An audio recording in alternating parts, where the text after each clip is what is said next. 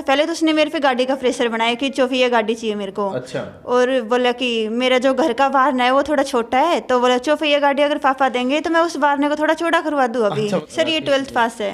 12th पास। और आप कितने पढ़े लिखे? सर मेरी BA फाइनल चल रही है। पापा बुलेट दे रहे हैं, तो फिर बुलेट में भी मेरे को हंटर चाहिए जो अभी फिलहाल न्यू मॉडल चल रहा है। अच्छा। हेलो फ्रेंड्स, कैसे हैं आप सभी? मैं Shamsher Kaushik India news point पर आपके समक्ष एक बार फिर से उपस्थित हूं।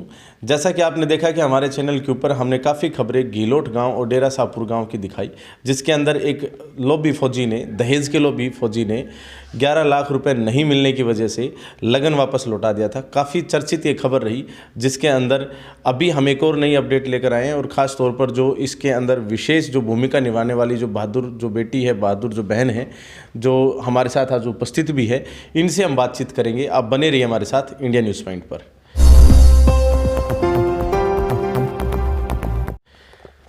क्या नाम? नमस्ते सर। सोनम।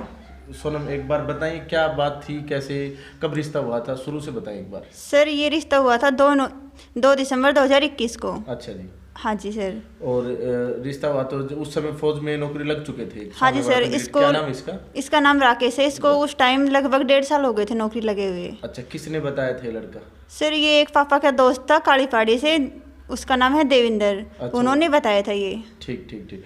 तो फिर जब शुरुआत में जैसे रिश्ता हुआ तो देखा देखी हुई होगी, बातचीत हुई होंगी, उस समय इस दहेज से संबंधित या सामान से संबंधित इस तरह की बात थी? नहीं सर, जब जिस टाइम रिश्ता तय हुआ था उस टाइम तो 1 रुपये में रिश्ता तय हुआ था, 1 रुपये नारियल में। उस टाइम उन्होंने नहीं कोई मांग की, ना ही कुछ और था।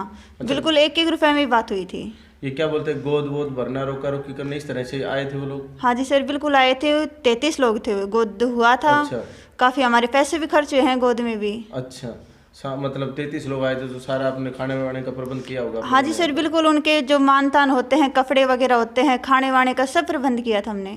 ठीक ठीक। अच्छा, फिर ये हाँ जी 31,000 से लड़का ने रोक के गए से दाऊं। अच्छा, 31,000 रुपए? हाँ जी 33 आया था उनका, लत्ता कपड़ा सब, मतलब खाना पीना से सब अच्छी सुविधा करी थी जी मान ने। जी जी। अच्छा, ये लड़का कितना पढ़ा लिखा था? सर ये 12th पास है। 12th पास। और आप कितने पढ़े लिखे? सर मेरी BA फाइनल चल रही है। अच्छा, तो जैसे पढ़े लिखे तो मतलब ऐसी बात है कि हिसाब तो ये कहता है कि +2 तक भी हम ये पढ़ लेते हैं कि जो दहेज से संबंधित जो बातें हैं कि दहेज एक कुप्रथा है, बावजूद उसकी इस तरह की डिमांड करना एक गलत बात अपने आप में। बाकी जैसे आजकल एक चलन है अपने आप में कि सरकारी नौकरी को देखकर दहेज के प्रति मतलब जो थोड़ा शादी वादी जो है ना, थोड़ा ज़्यादा करी जाती है। तो क्या कुछ इस तरह का अपने घर पर भी था कि भाई सरकारी नौकरी इसलिए कर रहे हैं? नहीं सर, पापा का ऐसा कुछ बिल्कुल वो नहीं था। पापा का मकसद यही था कि अपनी बेटी को सब कम तो कोई देता ही नहीं है, सब देते हैं अपनी बेटी को अच्छा ही। तो पापा अच्छा ही करते, यूँ नहीं कि मतलब जो वो मांग रहे हैं उसके वो तो कुछ था ही नहीं ऐसा। तो फ़ोन पर बातचीत भी होती थी, ऑडियो भी वायरल हो रखी है कुछ? हाँ जी सर, मेरी बातचीत उससे होती रहती थी। शादी के लगभग 3-4 महीने वो नॉर्मल रहा, उसने कोई डिमांड नहीं करी। अच्छा। उसके बाद उसकी छोटी छोटी डिमांड सामने आने लग गई थी। अच्छा अच्छा। फिर जैसे कि कभी बोलता था, पहले तो उसने मेरे पे गाड़ी का प्रेशर बनाया कि चोफिया गाड़ी चाहिए मेरे को। अच्छा। और बोला कि मेरा जो घर का वाहन है वो थोड़ा छोटा है, तो बोला चोफिया गाड़ी अगर पापा देंगे तो मैं उस वाहन को थोड़ा चौड़ा करवा दूँ अभी। अच्छा, मतलब हिंट दे रहे थे पहले ही? हाँ, पहले ही क्लियर कर रहा था वो। अब मैं अगर गाड़ी दें तो मैं मतलब घर का दरवाजा है उसका करवा लूं? हाँ जी बिल्कुल। फिर गाड़ी के लिए मेरे पे प्रेशर बनाया, गाड़ी के लिए उसको बिल्कुल मना कर दिया। मेरे पापा नहीं देंगे, इतने मेरे पापा की गुंजाइश नहीं है। एक जमींदार इंसान गाड़ी कहाँ से देगा? सही बात है। गाड़ी की कीमत 10-12 से तो ऊपर ही होती है सर, इससे नीचे तो कोई गाड़ी आती है। फिर मैंने मना किया तो पता नहीं क्या सोचा, बोला ठीक है गाड़ी नहीं देंगे तो बोले बुलेट तो फिर उनको देनी ही पड़ेगी। फिर मैंने पापा से देनी पड़ेगी? बिल्कुल सर, उसने डिमांड की कि बुलेट तो उसको देनी ही पड़ेगी। अच्छा। फिर मैंने पापा को बोला कि ऐसे ऐसे बोल रहे हैं। पापा बोले बेटा कोई नहीं, बुलेट तो हम दे देंगे। फिर बोला अगर ठीक है पापा बुलेट दे रहे हैं तो फिर बुलेट में भी मेरे को हंटर चाहिए जो अभी फिलहाल न्यू मॉडल चल रहा है। अच्छा, मतलब बुलेट चाहिए लेकिन उसमें भी स्पेशल मॉडल चाहिए? स्पेशल जो न्यू मॉडल अभी चल रहा है, बोले इस पे 3 महीने की तो बोले वेटिंग चल रही है। अच्छा। तो बोले पापा को बोलो कि अभी इस पे वो लगा दे एप्लीकेशन, और बोले अभी निकल जाएगी, वरना बाद में शादी टाइम अगर निकलवाएंगे तो बोले ये आएगी भी नहीं, वेटिंग है इस पे। फिर आप लोगों ने बुलेट निकलवाई? हाँ जी सर। और बुलेट तो आपने देखा होगा हमारे चैनल के ऊपर कि बुलेट से संबंधित हमने एक स्पेशल एक वीडियो डाल रखी है, आप वो खबर हमारे चैनल पर देख सकते हैं। अच्छा, वो बुलेट अभी तक भी यहीं है, वापस नहीं हो जी सर, घर पे ही है वह बुलेट अभी। क्योंकि उस लड़के के नाम है, वो वापस भी तो कैसे होगी अभी। जी, मतलब जो नाम है वो बुलेट वो अभी भी उसी लड़के के नाम है, और इस वजह से ना ही तो ये उसका यूज़ कर सकते हैं, और रिटर्न पॉलिसी में ऐसा कुछ होता नहीं है, जो चीज़ खरीद ली जाती है वापस तो हो ही नहीं पाती है। तो अब हालांकि इनके जो भाई लोग थे जो बुलेट के साथ खड़े थे, उस खबर में हमने बातचीत करी थी, उन्होंने बताया भी था कि अभी बातचीत चल रही है बुलेट को वापस करने की या इसका कोई भी एडजस्टमेंट करने की। अच्छा, एक बात और बताएं कि जैसे बुलेट इसके साथ यानी बहुत सारे सामान होंगे जो मतलब दिए गए या तैयारी होगी जिसकी देने की? जी सर, फर्नीचर जैसे कि टोटल जो फर्नीचर आता है वो फर्नीचर भी टोटल था। फर्नीचर के लिए भी बंदा बोला कि होलसेल से जो फर्नीचर आता है वो फर्नीचर नहीं आना चाहिए, जो बनवाते हैं वो फर्नीचर आना चाहिए। अच्छा, आप लोगों ने बनवाया फिर? जी सर, हमने बिल्कुल साई बंदी फर्नीचर बनवाया फिर। अच्छा, और आपके पापा कह रहे थे कि फर्नीचर में इलेक्ट्रॉनिक्स आइटम्स में भी सब कुछ ही था, जैसे इन्वर्टर बैटरी तक थी? जी सर, इलेक्ट्रॉनिक सामान में बिल्कुल कंप्लीट सामान था। जो एक छोटी से छोटी चीज़ प्रेस राड जो होती है उससे लेकर बड़ा से बड़ा जो सामान होता है, एसी फ्रिज, सब कुछ था उसमें।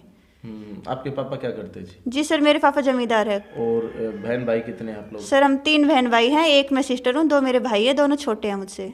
तो मतलब पापा पर तो जिम्मेदारी और भी थी, तो सारी जी सर, पापा की जिम्मेदारी है, मैं खाली एक सिस्टर थोड़ी ना, उनके 2 बेटे भी हैं, उनके भी तो भविष्य बनाना है ना उनको। जी, और वो भी पढ़ाई कर रहे हैं फिलहाल? जी सर, एक ने तो अभी 12th की है, एक 12th में है अभी। हाँ, तो उनके ऊपर भी अभी पूरा खर्चा लगना ही है फिलहाल? सर बिल्कुल, खर्चा तो बाकी है, उन पे भी लगना भी। अच्छा, आप जीवन में क्या बनना चाहते थे? सर मेरा टारगेट पहले तो आरएएस था। अच्छा, फिर बोला कि आरएएस तो घर में नहीं बनने देंगे, तो मैंने मेरा टारगेट चेंज किया। मैं कहा कोई नहीं, मैं पीएचडी करूंगी। अच्छा अच्छा, तो अभी ग्रेजुएशन चल रही है? जी सर बिल्कुल। चल, अच्छा, वो बोले कि नहीं करने देंगे? हाँ जी। अच्छा अच्छा, तो आप थोड़ा डाइवर्ट हो गए उससे, उस अपना मेन सर डाइवर्ट तो फिर होना ही था ना, कि जो फैमिली नहीं चाहती फिर मैं वो कैसे कर लूँगी। हाँ। तो मेरे को करना पड़ा अपना माइंड चेंज। अच्छा, उसमें बातचीत हो रही है कि 11 लाख रुपए जो हैं, आपने कहा कि अगर हमारे पिताश्री ने तो अगर मान लो 1 लाख रुपए दिए, तो क्या 10 लाख रुपए आप मिला लोगे? जी सर, मैंने ये बोला है क्योंकि मैं भी तो मेरी फैमिली की कंडीशन जानती हूँ ना, कि मेरी फैमिली कितना दे सकती है। मैंने उसको ये क्लियरली बोला कि अगर मेरे पापा 1 लाख देंगे तो क्या आप 10 लाख मिला दोगे क्या? पर उस लड़के का सर मकसद ये था कि मैं इसको बोलूंगा, ये अपने पापा को बोलेगी, तो ऐसा कोई पेरेंट्स नहीं है कि जो खुद के जमाई से मिलवाएगा कि तू मिला दे ये पैसे। वो सोचा कि खुद से ही प्रबंध करेंगे फिर ये। हाँ, मतलब वो हिंट के तौर पे बार बार बस आपको बिल्कुल सर, वो समझाना चाह रहा था कि मतलब ये रिक्वायरमेंट है। हाँ जी। एनी हाउ आप पूरी कर दो तो बहुत बढ़िया बात है। अच्छा, एक इसमें ये भी था कि जैसे भाई जो अपना लड़ाई झगड़ा सब हुआ उस समय, जिस समय वहाँ पर गए आप लोग, मतलब आपकी तरफ से जो लोग गए, तो वहाँ पर भी ऑडियो वायरल हो रखी है। उसमें भी मतलब वो उनकी जो माँ है या फिर जो भी वहाँ की लेडीज़ हैं, वो कह रही है कि मतलब सरकारी क्यों देखा था अगर मान लो इतना सामान। हाँ सर, उस जो लड़के की जो ताई जी है उसने बोला है कि अगर तुम्हारी देने की हैसियत ही नहीं थी तो फिर तो गले में बहुत सारे लड़के डोलते, इनके कर देते ना। सरकारी नौकर देखने की क्या जरूरत थी फिर तुम्हें? गली में मतलब घूमते हैं उनके कर देते? हाँ जी बिल्कुल। तो मतलब दहेज की पूर्णतः ये माने कि मतलब लोभी थे? सर राकेश लोभी नहीं था, पूरी फैमिली थी उसकी लोभी, उसकी भाभी, उसके भाई, ताऊ जी, ताई जी। मम्मी पापा का मैं नाम नहीं लूंगी क्योंकि उनका मेरे सामने कोई मैटर नहीं आया, तो उनका नाम मैं नहीं लूंगी बिल्कुल भी। अच्छा, बाकी ये जैसे इस तरह की मानसिकता, मतलब क्या कह सकते हैं, ये थोड़ा मिसगाइडेड थे। जैसे मतलब जो राकेश है उसने फ़ोन पर भी कह दिया कि अगर बड़े भी नहीं मानेंगे तो मैं नहीं मानूंगा। ये थोड़ी मानसिक परेशानी है क्या, लोभी टाइप का व्यक्ति था? इसको मैं मिसगाइडेड नहीं मान सकती क्योंकि वो मेरे से छोटी छोटी डिमांडें स्टार्टिंग से करता है। अच्छा। अगर वो एक साथ डिमांड करता तो मैं इस चीज को मान सकती हूँ कि वो मिसगाइडेड है, उसको कोई गाइड कर रहा है। पर नहीं सर, वो स्टार्टिंग से मेरे से डिमांड करता है। पहले बोला कि इन्वर्टर बैटरी आनी चाहिए, हमारे घर में नहीं है। मैं कहा ठीक है, मैंने पापा को बोल दिया। फिर बोला एसी की मैंने अलमारी बनवा दी, एसी आनी चाहिए। मैं कहा ठीक है। फिर उसने बुलेट के लिए बोला, वो तो आई थी। फिर बोला कि गैस चूल्हा तो सबके घर में होता है, तो पापा को बोलना कि जो बिजली वाला चूल्हा आजकल ट्रेंड में चल रहा है, तो बोले बिजली वाला चूल्हा आना चाहिए। तो उसकी डिमांडें तो आ ही रही थी, तो इसको मिसगाइडेड तो सर कह ही नहीं सकते कि वो मिसगाइडेड था। मतलब इतना सब कुछ लेकर गए आप लोग, और कहते हैं कि 5 लाख रुपए उनके गांव में आए थे, आप 551 भी लेकर गए। सर ये बात है 2 नवंबर सुबह की। तो उसके बड़े भाई से बात हुआ, बोले कि हमारे गांव में 5 आए हुए हैं, तो उससे ज्यादा करके लेके आओ, तो हमारे घर लगन लेके आ जाना, वरना हमारे घर लगन लेके मत आना। तो जो हमारे गाँव के फिलहाल जो सरपंच है उनको पापा ने बुलाया, तो सरपंच ने खुद बात की उनसे कि बोला अच्छा ये बात है, बोला हाँ। तो सरपंच पापा को बोला कि भाई तेरे को इतने करने पड़ेंगे।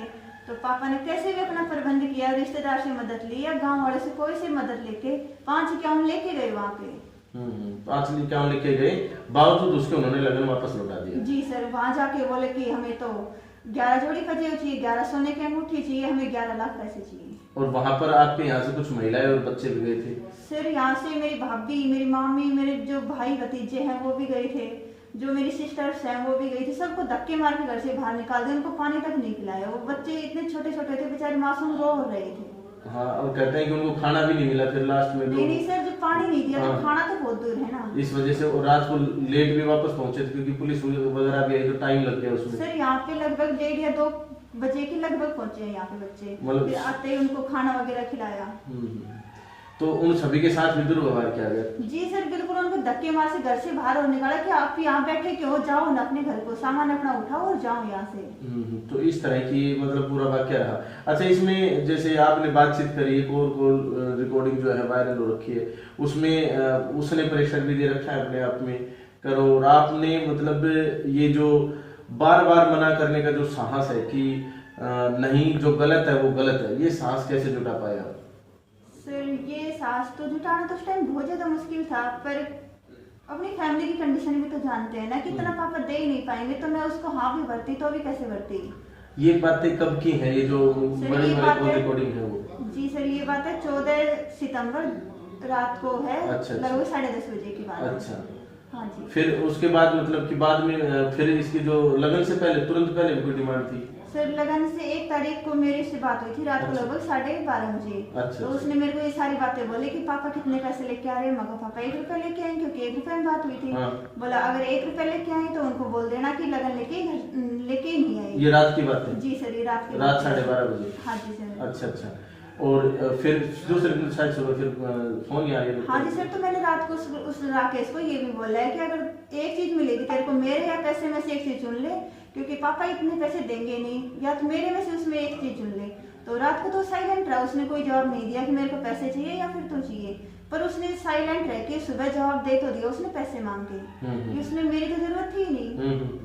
अच्छा, एक विशेष बात रही होगी, जैसे आपका एक रिलेशन हुआ, आपकी बातचीत भी होने लगी और आप चलिए मतलब जैसे भी उन्होंने दहेज की मांग करी आप मना भी करते, एक अच्छी बात है और ऐसा बहादुर होना भी चाहिए। हम अपने चैनल के माध्यम से हर उस बेटी बहन से रिक्वेस्ट करते हैं और हर उस परिवार से रिक्वेस्ट करते हैं कि कुछ इस तरह के अगर आपके साथ भी मामले आए तो आप भी उनको जो है ना निपटाएं, इस तरीके से निपटाएं, सामने वाले को मना कर दे कि हम तो 1 रुपये नारियल लेकर ही आएंगे, एक अच्छी बात है। अच्छा, ये जैसे सुबह का मामला हुआ, सुबह के बाद वहां पर गए, उसके बाद वहां से होता है ना कि इतना लंबा बातचीत भी करी है, रिलेशन भी रहा है, तो टूटने पर जब बात आई तो आपका किस प्रकार का रिएक्शन था?